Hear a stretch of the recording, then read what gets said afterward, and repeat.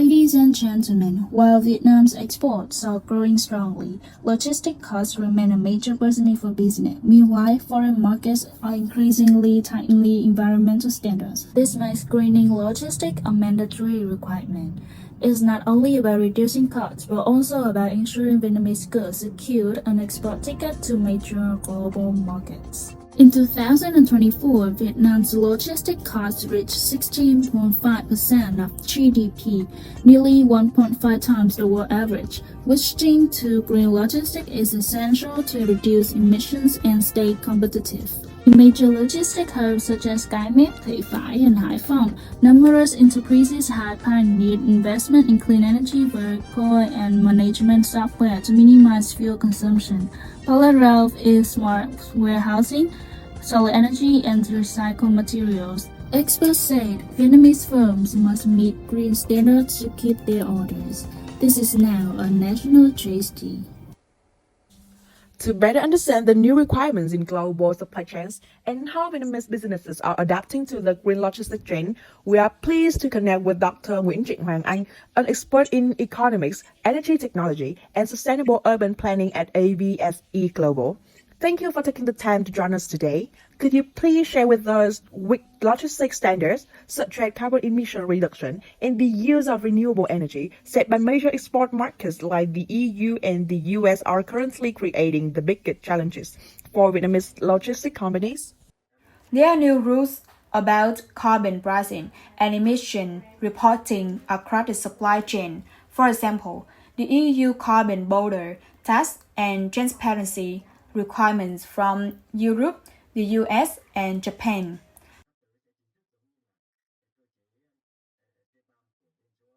From 2026, more products like electricity, steel, and cement will be affected.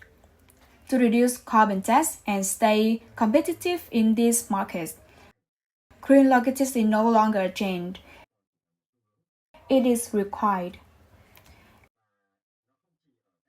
And it is not only in production, but also in transport, delivery, and even waste treatment. The whole product life cycle. So, this creates big challenges in technology investment and changes in both production and logistics systems. Yes, certainly. It's clear that many Vietnamese businesses are currently concerned about the high initial investment costs of transitioning to green logistics.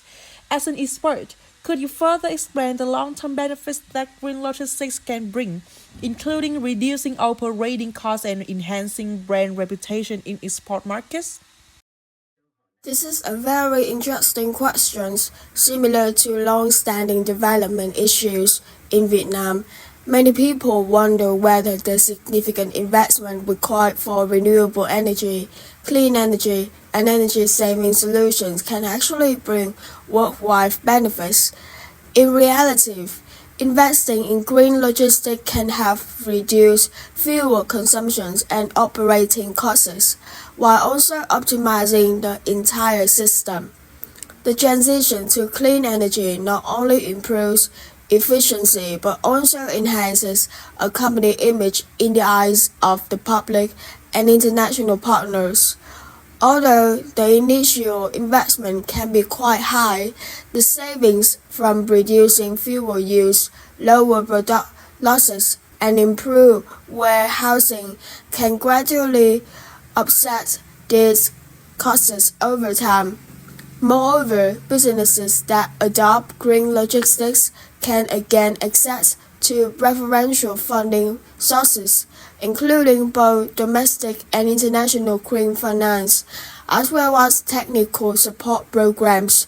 These resources have reduced financial pressure, especially in the early stage of implementations. Yes. So in order to promote green logistics as a national competitive advantage, in your opinion, what breakthrough incentive policies does the government need? Additionally, how can we strengthen public-private partnership in building eco-industrial parks and logistics centers across the country?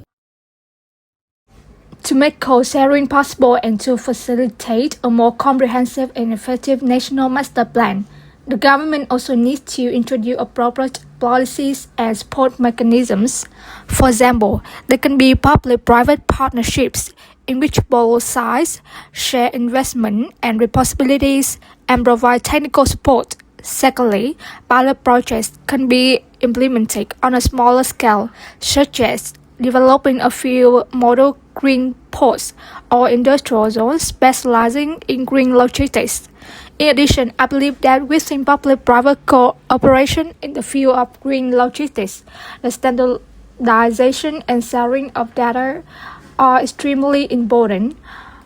At the same time, establish a standardized database for measuring and verifying emissions across the supply chain would make it easier for business to adopt such standards.